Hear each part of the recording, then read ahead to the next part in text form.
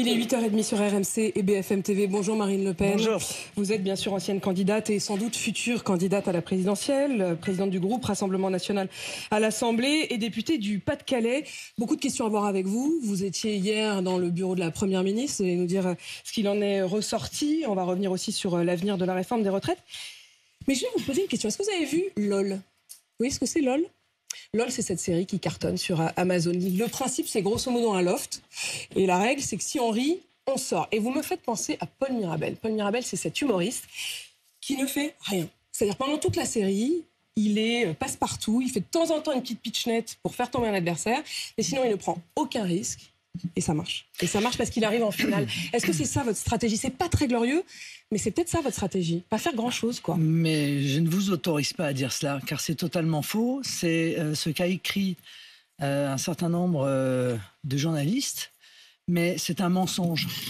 La réalité, c'est que nous avons fait tout ce qui était en notre pouvoir pour lutter contre cette réforme des retraites. Nous avions pris cet engagement auprès des Français et nous l'avons fait. Nous avons voté l'intégralité de motions de rejet. Nous avons déposé une motion référendaire. Nous sommes battus en hémicycle. Nous avons voté, présenté et voté la motion de censure. Non, c'est faux. Nous n'avons pas fait d'obstruction, parce que faire de l'obstruction, c'était empêcher que l'on rejette cette réforme des retraites. Ce sont ceux qui ont fait de l'obstruction, c'est-à-dire la NUPES, qui ont empêché l'Assemblée nationale de rejeter cette réforme des retraites. Ils en portent la responsabilité. Et nous n'avons pas souhaité, encore une fois, permettre à Elisabeth Borne ce qu'elle a fait, d'utiliser le 49.3. Ils sont donc les responsables, en réalité, de la mise en œuvre de cette réforme des retraites. Et aujourd'hui, nous avons saisi le Conseil constitutionnel. Alors, je sais bien que ça agace... Tout le monde a non, mais je sais bien que ça agace le milieu journalistique de voir que les Français nous font de plus en plus confiance. Je veux dire ce que ça veut dire, Marine Le Pen. Nous avons fait une campagne présidentielle. Écoutez-moi, nous avons fait une campagne présidentielle. Nous avons mis sur la table l'intégralité des propositions qui étaient les nôtres.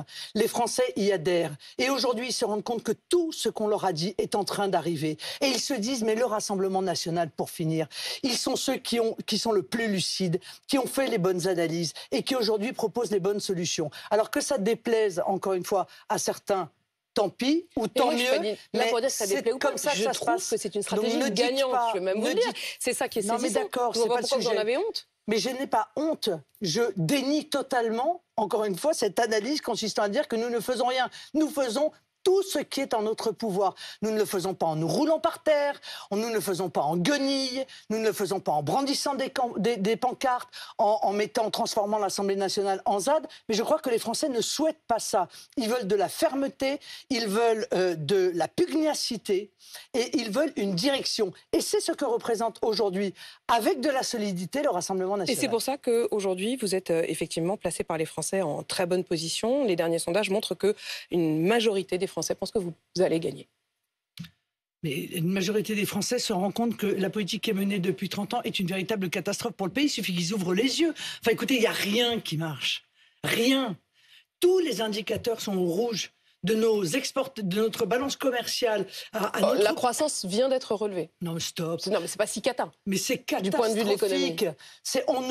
Écoutez, on nous manipule sur les chiffres du chômage. On nous explique qu'il n'y a plus de chômage. Mais les gens, ils vivent avec des gens autour d'eux. Ils voient bien leur famille, leurs amis. Ils voient bien qu'en réalité, les seuls emplois qu'on arrive à trouver aujourd'hui sont des petits boulots. C'est des boulots qui vous poussent dans la précarité. C'est du travail à temps partiel. Et c'est l'ubérisation de la société. Je veux dire, la santé s'effondre, l'école s'effondre. Objectivement, c'est un champ de ruines. Donc, il faut changer radicalement la politique. Alors, on va revenir sur un certain nombre de services publics, la petite enfance notamment, avec ce rapport terrible de l'IGAS. Mais je voudrais d'abord savoir ce que vous vous êtes dit quand même avec Elisabeth Borne. Vous êtes dit des trucs? Mais Elisabeth Borne invite les présidents de groupe pour leur dire qu'il va y avoir un ralentissement du travail parlementaire. Ça veut dire que... Elle vous a dit ça? Elle l'a assumé? Oui. Donc voilà une première ministre autour de qui tout s'effondre, qui en est évidemment responsable, puisqu'elle est en situation de pouvoir changer les choses et qui vient vous dire « Bon, on va mettre sur pause ». Non mais voilà. Je voudrais savoir, Marine Le Pen, elle vous a dit ces mots, elle vous a dit le mot ralentissement, elle vous a dit le mot pause? Oui, nous entrons dans une période de ralentissement parlementaire. Voilà. Donc en réalité, on n'a aucune visibilité sur les textes. Qu'est-ce que j'ai répondu à Elisabeth Borne à ça? J'ai dit, mais enfin, écoutez, il y a des urgences. Il faut les gérer. Il faut gérer l'urgence de l'inflation alimentaire. Il y a une partie des Français aujourd'hui qui n'arrivent plus à manger à leur faim. Mais ça, vous seriez prête à voter avec le gouvernement? Mais nous avons voté en juin dernier sur les mesures de pouvoir d'achat. Je le redis, nous n'avons jamais varié. Après le discours de politique générale d'Elisabeth Borne, nous avons dit nous serons une opposition constructive. Tout ce qui va dans le sens de la défense des Français ou de l'amélioration de leurs conditions de vie, nous le voterons. Tout ce qui est néfaste, nous nous y opposerons avec la dernière énergie. Et quand vous lui dites ça, qu'est-ce qu'elle vous répond? Ah bon, non, tout a été fait déjà. Non, tout n'a pas été fait. Tout a été fait. Oui. La TVA à 0% sur un panier de 100 produits de première nécessité, ça n'a pas été fait. Rien n'a été fait. Ils ont juste discuté avec la grande distribution en disant « Est-ce que vous pourriez, s'il vous plaît, avoir l'amabilité de bien vouloir, si ça ne vous dérange pas trop, limiter vos prix ?» Mais ce n'est pas une action gouvernementale, ça. Vous auriez fait quoi? Donc, inflation. Vous auriez bloqué les prix sur 100 produits, c'est ce que vous aviez proposé au moment de la campagne? Supprimer la TVA. Voilà, TVA à 0% sur un panier de produits de première nécessité, de 100 produits de première nécessité. Ils ne souhaitent pas le faire. Je veux dire, la délinquance ne cesse d'augmenter, l'insécurité devient un problème quotidien pour des dizaines de millions de Français. La suppression de la TVA, la réponse du gouvernement, c'est de dire, que ça ne ferait baisser que de quelques centimes, et surtout que ça serait la même aide absolument pour tout le monde, et donc les plus modestes comme les plus avantagés, faisant leurs courses dans les mêmes magasins, ce ne serait pas une aide ciblée. Et alors, c'est quoi l'autre solution? C'est de demander aux gens de venir avec leur déclaration d'impôt pour le montrer à la caissière pour pouvoir obtenir 0% de TVA. Mais qu'est-ce que c'est que cet état d'esprit? Enfin, c'est un état d'esprit qui est déplorable. C'est exactement pareil pour les carburants. Nous avions sollicité, je vous le rappelle, que la TVA sur les carburants, sur le gaz et sur l'électricité passe à 5,5. Pourquoi? Parce que ce sont des biens de première nécessité. Les gens ont besoin de l'eau, ils ont besoin de se chauffer, ils ont besoin de l'électricité, ils ont besoin de se déplacer pour leur vie sociale et pour leur vie professionnelle. Et quand vous dites on nous a répondu, ah non, parce que ça pourrait profiter à tout le monde. Mais donc du coup, personne n'en profite. Et encore aujourd'hui, les Français payent leur litre à 2 €. Mais ils ne peuvent plus. Le fait que Total fasse un petit geste? Mais tout ça, si vous voulez, ce sont des pratiques qui sont des pratiques commerciales. Bon, c'est un tout petit geste qui n'a pas duré très longtemps d'ailleurs. Bon, et qui ne durera que si, effectivement, le prix du litre est autour des 2 €. D'accord, très bien. Donc aujourd'hui, on se retrouve avec des millions de Français qui ont le prix du carburant. Ce serait ça votre priorité? Mais bien sûr. Quand vous allez voir Elisabeth Borne et que lui donnez votre feuille de route, vous dites priorité pouvoir d'achat, alimentaire, essence. Alimentaire, carburant, c'est-à-dire ce qui aujourd'hui fait s'effondrer le pouvoir d'achat des Français. Et encore une fois, quand on en arrive à une situation où des jeunes étudiants n'arrivent plus à manger correctement et vous disent je mange des pâtes parce qu'on n'a plus les moyens avec les copains de pouvoir s'acheter de quoi manger équilibré, on ne peut pas rester dans cette situation. Mais puisque vous voyez que Elisabeth Borne, à tout cela, semble répondre qu'elle n'ira pas dans ce sens-là, est-ce qu'à un moment... il faut quand même se souvenir que la mission qui lui a été assignée et la raison pour laquelle elle vous reçoit les uns après les autres, c'est d'élargir sa majorité. Est-ce qu'à un moment, elle vous a proposé de travailler avec elle? Non, mais en aucun cas. Elisabeth Borne sait parfaitement que nous sommes des opposants à sa politique et elle ne compte évidemment pas... Non, mais est-ce que vous vous êtes mis d'accord sur quelques textes? Est-ce que quand vous lui dites, nous, on serait prêt à bosser là-dessus? Non. Mais non, rien. Mais elle nous explique qu'il ne va rien. Aucune proposition. Mais elle nous explique qu'il n'y aura pas de texte, quasiment.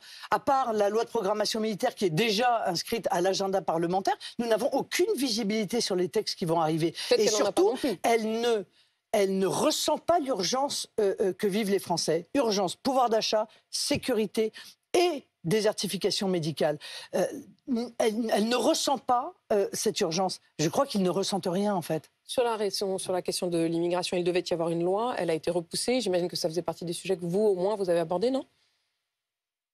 J'ai rappelé à la Première ministre que je suis fondamentalement opposée à aggraver l'immigration clandestine en régularisant des clandestins comme elle souhaitait le faire, c'est-à-dire en créant une nouvelle filière d'immigration. J'y suis fondamentalement opposée. Je pense qu'il faut se saisir à bras le corps du problème de l'immigration parce qu'aujourd'hui, l'immigration continue dans des proportions qui sont insupportables à à assimiler pour notre pays, et rien n'est fait. Si, elle nous explique que dans le texte qui était prévu et qui n'arrivera pas de Gérald Darmanin, il y avait la possibilité de multiplier les obligations de quitter le territoire français.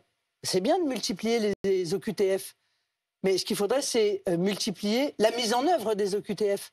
Bon, il ne s'agit pas de distribuer. Non, pas du tout, parce que dans le texte de Gérald Darmanin, on peut multiplier en réalité la délivrance des OQTF, mais pas la mise en œuvre des OQTF. Vous voyez, donc voilà, vous savez bien qu'une des complications, c'est aussi les règles qu'on a vis-à-vis de Bruxelles. On a un gouvernement, mais c'est la raison pour laquelle j'ai proposé aux Français un référendum pour constitutionnaliser en partie le droit des étrangers et indiquer clairement que les textes internationaux qui vont à l'encontre de notre Constitution ne peuvent pas s'appliquer en droit interne. Nous devons retrouver... Mais vous savez très bien que ce sera quasiment impossible à mener. Regardez votre amie Giorgia Meloni. Elle est devenue très pro-européenne, finalement. Mais c'est pas du tout impossible à mener. Je vous signale que les Allemands considèrent que leur Constitution est supérieure à tout texte international. Ce qui est bon pour les Allemands pourrait peut-être être bon pour nous. Mais à aucun moment, vous le savez bien, sur la migration, en tout cas, l'Allemagne n'aurait mis en œuvre quoi que ce soit qui irait contre les textes européens. Non, contre ses voisins. Parce que quand Mme Merkel, et ça c'est le problème des règles, des frontières disparues internes à l'Union européenne, quand Mme Merkel a accueilli 1 million de migrants et à qui elle a donné l'autorisation de rester en Allemagne, elle leur a donné en fait l'autorisation d'aller dans n'importe quel pays de l'Union européenne. Ces règles mais Marine ne Le Pen, peuvent plus vous-même vous le fonctionner. dites, au fond, voilà. Si vous voulez mettre des choses dans la Constitution, c'est bien que la Constitution française, elle reste au-dessus des autres textes, exactement comme en Allemagne. Non, pas du tout. Notre Constitution, malgré tout, Marine Le Pen. Mais pas du tout, c'est parce que j'y intègre l'incapacité pour les textes européens d'aller à l'encontre de la Constitution. Parce que quand vous voyez, la Constitution, c'est la loi suprême quand vous n'êtes des pas Français. au pouvoir, vous dites c'est la faute de Bruxelles. Mais quand vous arrivez au pouvoir, et c'est le cas de Giorgia Meloni encore une fois, c'est important, ça y est, ça fait 6 mois, elle est devenue très pro-européenne, elle a renoncé à beaucoup de choses qui allaient à l'encontre de l'Europe. D'abord, pardon, mais je n'ai pas exactement le même projet que Giorgia Meloni. Elle n'a pas du tout les mêmes propositions que celles que je peux faire, même si j'ai du respect pour elle, il n'y a aucune difficulté. Et l'Italie se retrouve en situation de bénéficier de manière massive du plan de relance 200 milliards d'euros que l'Europe donne à l'Italie. Oui, d'ailleurs que nous sommes potentiellement amenés un jour à éponger au passage. Vous ne les auriez pas donnés parce que aux Italiens.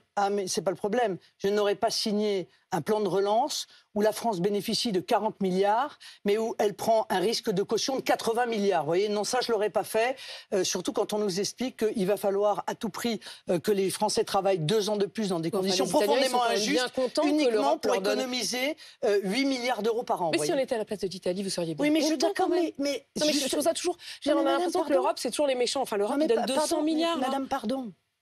Que les Italiens défendent leurs intérêts ne me pose aucun problème, je trouve ça naturel. Que les Allemands défendent leurs intérêts, ça ne pose aucun problème. Je trouve que c'est naturel. Ce que je souhaiterais juste, c'est que de temps en temps, la France défende ses propres intérêts. Dit, or, il n'y a personne pour défendre les intérêts de la France. Écoutez les propos d'Emmanuel Macron. Emmanuel Macron qui a déclaré, en revenant de Chine, qu'il ne fallait pas que nous soyons, je cite, les vassaux des Américains et que donc l'Europe devait être une force beaucoup plus indépendante. Alors, ça a agacé les Américains, ça a agacé les Européens, mais vous, ça pourrait vous plaire. Oui, c'est plutôt pas mal. S'il en était convaincu, ça m'irait bien. Je pense que la France ne peut être la vassale de personne, en réalité, d'aucune autre puissance dans le monde. Le problème d'Emmanuel Macron, c'est que dans le même temps où il dit cela, il se soumet lui-même à une Union européenne qui, elle-même, est soumise aux États-Unis. Donc c'est très contradictoire, comme d'habitude. En matière diplomatique, le en même temps... On peut dire que c'est contradictoire, mais cela dit sur le fond... Vous voyez ce que je veux dire? Le en même temps, ça vous fâche avec vos alliés. Parce qu'on ne peut pas dire tout et l'inverse de tout en matière de diplomatie. Si dès le départ, Emmanuel Macron avait dit « J'entends que la France conserve son indépendance et la maîtrise de sa souveraineté. Nous pouvons travailler avec les pays européens dans le cadre d'une Union européenne qui reste à sa place et qui n'empiète pas sur le pouvoir des nations, mais nous ne serons soumis à aucun pays étranger. Nous restons libres. » S'il avait dit ça dès le départ, personne ne serait choqué de ces propos-là. C'est parce qu'en réalité, l'intégralité de sa politique a consisté à faire l'inverse. Mais en tout cas, sur les propos eux-mêmes, ça ne vous choque pas. Oui, sur le bout de phrase dans un contexte particulier, ça ne me choque pas. Du tout. Vous auriez pu dire la même chose. J'adhère totalement à cette phrase. Hélas, je n'adhère pas à la politique internationale d'Emmanuel Macron depuis qu'il est au pouvoir. 2 points. Le Conseil constitutionnel et l'avenir de la réforme des retraites. Le Conseil constitutionnel, vous le disiez, vous faites partie de ceux qui l'ont saisi. La réponse devrait tomber autour de vendredi dans la journée. Est-ce que vous respecterez la décision du Conseil constitutionnel, quelle qu'elle soit? Est-ce que vous espérez, est-ce que vous attendez quelque chose du Conseil constitutionnel? Non mais d'abord, nous respectons l'intégralité des institutions. Voilà. Donc évidemment, nous respecterons la décision du Conseil constitutionnel, même si ne va pas dans le sens que nous espérons, nous laissons quand même la liberté de critiquer cette décision. Mais nous la respecterons. Mais je suis, c'est vrai, modérément optimiste. Bon, optimiste quand même, mais modérément optimiste sur la décision du Conseil constitutionnel. Pourquoi ? Parce que je pense que la constitution, la composition du Conseil constitutionnel, qui est une composition faite de gens qui sont nommés par des politiques, fondamentalement, au-delà de ce Conseil constitutionnel-là, peut-être mériterait une réflexion pour qu'il y ait des gens qui soient... Vous y pensez ? Vous dites que si jamais vous arriviez au pouvoir, vous changeriez le fonctionnement du Conseil constitutionnel ? Je ne sais pas, mais en tout cas, il faut réfléchir peut-être à ce que les membres du Conseil constitutionnel soient véritablement totalement détachés, totalement indépendants dans leur nomination des responsables politiques. Qu'est-ce qui pourrait permettre plus d'indépendance de la part du Conseil constitutionnel ? Le fait qu'ils ne soient pas tous nommés précisément par des organes qui sont des organes politiques. Mais enfin, c'est un autre sujet et ça n'est pas... il est important malgré tout dans la crédibilité que l'on aura vis-à-vis de la décision. Et ça n'est pas d'urgence. Est-ce que si le Conseil constitutionnel dit vendredi, écoutez, cette loi, il y a peut-être 1 ou 2 articles qu'on aurait retoqués, mais enfin globalement elle est constitutionnelle, fermez le banc, on passe à autre chose et vous acceptez que la réforme des retraites soit appliquée? Qu'est-ce que vous voulez que je fasse? Que j'aille brûler des voitures? Non, nous n'irons pas brûler des voitures. Voilà. Nous n'irons pas détruire du mobilier urbain, nous n'irons pas faire cela parce que nous respectons encore une fois les institutions. Mais nous dirons aux Français, eh bien maintenant c'est vous qui pouvez réformer cette réforme des retraites, qui pouvez faire en sorte que ce soit un mauvais souvenir. Et ça c'est en allant voter. Voilà. Voter et accessoirement voter pour le Rassemblement national qui lui souhaite, encore une fois, qu'avant 20 ans, le fait que si vous arrivez au pouvoir, vous reviendrez là-dessus. Et ce sera quoi, alors, du coup, les réformes, avec les retraites avec vous? Je vous l'ai dit déjà la dernière fois que je suis venu, je le répète parce que c'est très important. Notre réforme des retraites permet à ceux qui ont commencé à travailler avec un emploi significatif avant 20 ans de partir à 60 ans avec 40 annuités. Et puis, progressivement, eh bien, ces annuités montent jusqu'à 42 ans. Maximum 42 ans, on est à 43, là, aujourd'hui. Et 62 ans d'âge légal. D'accord ? On est à 64 aujourd'hui. Donc, tous les Français pourront bénéficier de cette réforme de retraite qui est plus juste parce que plus on a commencé tôt, plus il est normal qu'on parte tôt, d'autant que quand on commence tôt, c'est souvent que l'on fait un travail qui est un travail manuel, alors que lorsqu'on démarre tard, c'est souvent parce que l'on fait un travail intellectuel qui vous permet évidemment de travailler plus tard. Vous avez lu le texte de Dominique Strauss-Kahn hier soir ? Oui. Il parle notamment d'idées nouvelles, c'est-à-dire que ce ne soit pas uniquement sur l'âge de départ. Il dit que ça correspond en fait à il y a des années, que le rapport au travail n'est plus le même. En fait, il invite à une réforme complète du système, voire même à une réforme plutôt par points, qui était la première idée d'Emmanuel Macron. Vous en pensez quoi? J'y suis très opposé.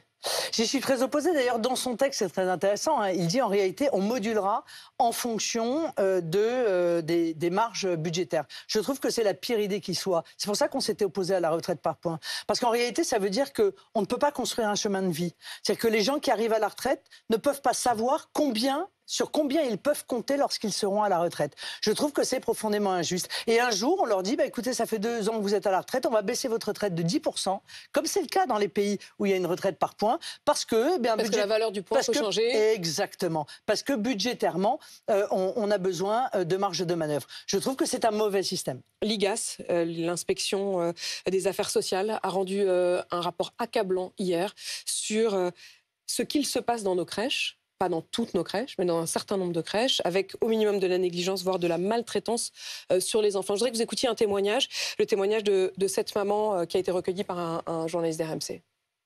Elle me tend mon fils qui était en pleurs, les pieds bleus gelés et puis la couche pleine de sel. Un autre soir, une autre professionnelle me dit de toute façon, on passe plus de temps à faire le ménage qu'à s'occuper des enfants. Elles ont vraiment expliqué que c'était un métier très difficile et que malheureusement, même si les gens sont très motivés, il y a un turnover qui est quand même important parce qu'elles ne se rendent pas compte au quotidien ce que ça représente de gérer des enfants en bas âge. Le problème, c'est souvent le fait qu'il n'y a pas assez de personnel, que c'est très peu attractif et qu'il y a de moins en moins de candidats. Que changer? Si vous étiez président, vous feriez quoi? Bon, d'abord, pardon, mais le gouvernement a décidé d'obliger la scolarisation de tous les enfants à 3 ans. D'accord? Donc on se retrouve évidemment dans une situation où on a énormément d'enfants à gérer d'abord dans les structures. Ça, c'est la première. Je ne comprends pas le rapport. Le rapport, c'est que, si vous voulez, déjà, il y a un certain nombre d'enfants qui entraient à l'école à 5 ans. Bon, et qui restaient... beaucoup, hein. Non, mais il y en avait quand même un certain nombre. Bon, ça, c'est la première des choses. Enfin, elles sont rares quand même. Hein, non, mais c'est la première des choses. Ou les papas, deuxièmement, on n'est pas assez... Je vois pas le rapport. Nous ne sommes pas assez exigeants sur les critères d'embauche des gens qui s'occupent de nos enfants. C'est vrai dans les maternelles, mais c'est vrai aussi dans les centres de loisirs et autres. Il faut revoir tout cela, notamment, encore une fois, des exigences de comportement, des exigences d'absence de casier judiciaire, etc. Est-ce qu'il faut plus de sous? Deuxièmement, il faut payer les métiers difficiles. Il faut les payer. Voilà. Il faut correctement payer des métiers qui sont complexes. S'occuper d'enfants, c'est complexe. Et il faut les accueillir dans des conditions où le nombre de personnes qui s'en occupent est suffisant. Est-ce qu'il faut que les crèches soient davantage publiques que privées? Est-ce qu'il y a une dérive? Est-ce qu'il faut que le service public de la petite enfance reste public? Je ne suis pas du tout sûre que ça change quelque chose. On est exactement dans un problème parallèle à celui de l'hôpital. Voilà, on est dans un système parallèle à celui de l'hôpital. C'est le même problème. Et on retrouve ce problème partout. On le retrouve dans les tribunaux, on le retrouve dans l'hôpital, on le retrouve dans la petite enfance. Ça veut dire qu'aujourd'hui, les Français s'interrogent, se posent une seule question, c'est où va notre argent? Car les impôts et les prélèvements n'ont eu de cesse d'augmenter dans les dernières années, au point que nous avons, cette année, atteint un record. Et ils ont le sentiment que les services publics qu'on leur offre en contrepartie s'effondrent les uns après les autres. Il y a une loi sur le bien vieillir. Est-ce que vous serez aux côtés du gouvernement sur cette loi qui est discutée en ce moment? Oui, mais cette loi est vide. Et je vais vous dire pourquoi. C'est quand même aussi la même question. Non, mais je vais vous dire pourquoi on va la voter. Elle est vide, il n'y a rien dedans. Franchement, elle est d'un... Et du coup, vous allez la voter? Mais je vais vous dire pourquoi. Elle est d'un manque d'ambition absolument total. Mais je vais la voter parce qu'il y a une chose dedans que j'avais réclamée pendant la campagne présidentielle. C'est le droit opposable aux visites. Parce que je ne veux plus jamais que dans notre pays, il y ait des personnes âgées qui se retrouvent coupées de leur famille, coupées de leurs proches, interdits d'avoir la moindre visite dans quelque structure que ce soit. Eh bien, rien que pour ça, nous voterons cette loi parce que, encore une fois, c'est essentiel de ne plus voir ce type de dérive se dérouler dans le pays. Et sur la fin de vie, est-ce que s'il y a une loi qui est proposée pour pouvoir autoriser le suicide assisté et l'euthanasie, vous la voterez? À titre personnel, je ne la voterai pas. Je ne la voterai pas parce que je pense qu'il faut d'abord faire un effort considérable sur les soins palliatifs. Aujourd'hui, il y a 30% ou 25% des départements dans lesquels il n'y a aucun centre de soins palliatifs, ni public, ni privé. Or, il faut accompagner les gens pour qu'ils puissent partir sans souffrance. C'est ça, je crois, la priorité. Le problème des pays, d'ailleurs, qui ont développé l'euthanasie... Voilà, autoriser l'euthanasie, c'est qu'au fur et à mesure du temps, on a démarré par les personnes en fin de vie qui étaient en grande souffrance et on termine par ceux qui sont en mal-être. Et ça, je pense qu'on dépasse une barrière, on passe une barrière civilisationnelle que je ne souhaite pas passer. Marine Le Pen, merci d'avoir répondu à mes questions sur RMC et BFM TV. Il est 8h53.